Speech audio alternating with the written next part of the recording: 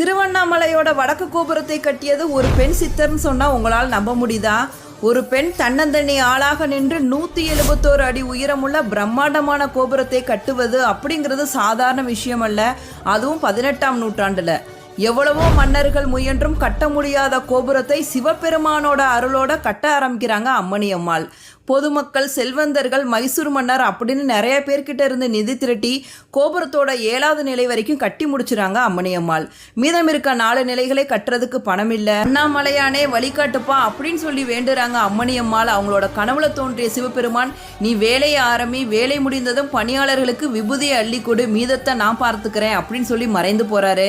அதே மாதிரி அடுத்த நாள் வேலை முடிந்ததும் பணியாளர்களுக்கு எல்லாத்துக்கும் விபூதியை அள்ளி கொடுக்குறாங்க அம்மணி அம்மாள். வீட்டில் போய் பணியாளர்கள் அந்த விபூதியை பார்த்தா அந்த விபூதி எல்லாமே கூலி தொகையா மாறி இருக்கு.